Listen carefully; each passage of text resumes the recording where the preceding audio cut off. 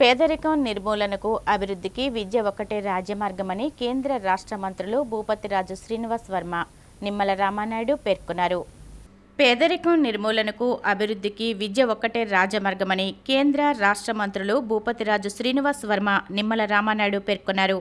పశ్చిమ గోదావరి జిల్లా పాలకొల్లులోని దాసరి నారాయణరావు ప్రభుత్వ మహిళా కళాశాలలో 1,40,00,000తో 3 అదనపు తరగతి గదులు, మౌలిక వసతులకు కోసం భూమి పూజ, శిలాఫలకం ఆవిష్కరణ కార్యక్రమంలో కేంద్ర మంత్రి భూపతిరాజు శ్రీనివాస్ వర్మ, మంత్రి నిమ్మల రామానాయుడు, ఎమ్మెల్సీ బొర్రా గోపీమూర్తి సంయుక్తంగా పాల్గొన్నారు. ఈ సందర్భంగా కేంద్ర మంత్రి మాట్లాడుతూ, గత ప్రభుత్వం 5 ఏళ్ల కాలంలో ఏ ఒక్క పని చేయలేకపోయారని, అన్ని శాఖలు నిర్వీర్యం అయ్యాయన్నారు. కేంద్ర ప్రభుత్వం నుండి వచ్చిన నిధులను కూడా పక్కదారి పట్టి అభివృద్ధి లేకుండా పోయిందన్నారు. రానున్న కాలంలో రాష్ట్రానికి మంచి రోజులు రాబోతున్నాయన్నారు. మంత్రి నిమ్మల మాట్లాడుతూ, విద్యా వైద్యానికి రాష్ట్ర ప్రభుత్వం ప్రత్యేక దృష్టి పెట్టి అందుకు అనుగుణంగా నిధులను మంజూరు చేస్తుందని తెలిపారు.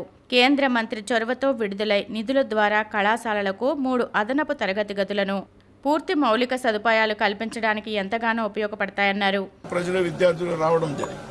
ఇవాళ ఈ ప్రభుత్వం అధికారంలోకి వచ్చాక కేంద్ర ప్రభుత్వం యొక్క సహకారంతో అనేక అభివృద్ధి కార్యక్రమాలు, అనేక గ్రాంట్లు, లక్షలాది కోట్ల రూపాయలు రాష్ట్రానికి పెద్ద ఎత్తున సహకారం అందిస్తున్నటువంటి సందర్భాన్ని మనంతా కూడా గ్రహించాలి. ముఖ్యంగా వేళ కొత్త తరగతి గదుల నిర్మాణం వేళ రాష్ట్ర విద్యాశాఖ మంత్రిగా యువ నాయకుడు నారా లోకేష్ గారి బాధ్యతలో ఉంటుంది. ఈ మధ్య కాలంలో ఆయన నేను కలిసి ఐటీ కూడా లోకేష్ గారి దగ్గర ఉన్నటువంటి సందర్భంలో అష్టమి వైష్ణవ్ గారిని ఆయన కలిసి మొన్న బడ్జెట్ లో ఏదైతే ఆర్టిఫిషియల్ ఇంటెలిజెన్స్ కి సంబంధించి 3 సెంటర్లు దేశంలో ఏర్పాటు చేస్తామని మన బడ్జెట్ లో చెప్పినటువంటి సందర్భంలో అందులో ఒక ఏఏ సెంటర్ ని వైజాగ్ లో ఎట్టి పరిస్థితుల్లో పెట్టాలని లోకేష్ గారు కోరినప్పుడు వైష్ణవ్ గారు దానికి అంగీకారం తెలపడం జరిగింది. ఈ విధంగా రాష్ట్రంలో పెద్ద ఎత్తున విద్యార్థులకు వారి చదువుకు పెద్ద ఎత్తున ప్రోత్సాహం 5 సంవత్సరాల తరువాత ఇవాళ ఏదైతే ఎన్నికల్లో హామీ ఇచ్చారో దానికి అనుగుణంగా రాబోయేటువంటి వారం 10 రోజుల్లో కొత్త డిఎస్సి నోటిఫికేషన్ 16,000 ఉద్యోగాలు, అదేవిధంగా కొత్త తరగతి గదుల నిర్మాణం కళాశాలలో ఇన్ఫ్రాస్ట్రక్చర్ డెవలప్మెంట్ కోసం గతంలో అనేక వందల వేల కోట్ల రూపాయలు రాష్ట్రానికి విద్యార్థులకు సంబంధించి అనేక పథకాల కోసం రావడం జరిగింది. ఏదైతే ఆర్ఎంఎస్ఏ రాష్ట్రీయ మాధ్యమిక శిక్ష అభియాన్ ఉన్నదో, ఏదైతే ఎస్ఎస్ఏ సర్వశిక్ష అభియాన్ ఉన్నదో దాని మీద వేలాది కోట్ల రూపాయలు రాష్ట్రానికి వచ్చినప్పుడు దానికి పేర్లు మార్చి నాడు నేడుగా పేరు పెట్టి పెద్ద ఎత్తున నిధులు దుర్వినియోగం చేసి చాలా చోట్ల పనులు పూర్తి చేయనటువంటి సందర్భం మనంతా కూడా గమనించాం. ఇవాళ రాష్ట్రంలో చంద్రబాబు గారి నాయకత్వంలో ఉన్నటువంటి 3 పార్టీల ప్రభుత్వం ఏదైతే ఉన్నదో విద్యార్థుల ఆశలకు అనుగుణంగా పనిచేస్తాం, నిరుద్యోగ ఆశలకు అనుగుణంగా పనిచేస్తాం. కాబట్టి ఇటువంటి వారిని ప్రోత్సహించాల్సినటువంటి అవసరం ఉంది. విద్యాశాఖ మంత్రి నారా లోకేష్ గారు ఆయన ప్రాతినిధ్యం వహిస్తున్నటువంటి శాఖలు ఏవైతే ఉన్నాయో వాటిలో విప్లవాత్మకమైనటువంటి మార్పులు తీసుకొచ్చేటువంటి ప్రయత్నం చేస్తున్నారు. ఇవాళ వాట్సాప్ ఆధారంగా అనేక సర్టిఫికేట్స్ పొందేటువంటి అవకాశం ఇచ్చారు. రాష్ట్రంలో టెక్నాలజీ పెంచుతూ ఉన్నారు.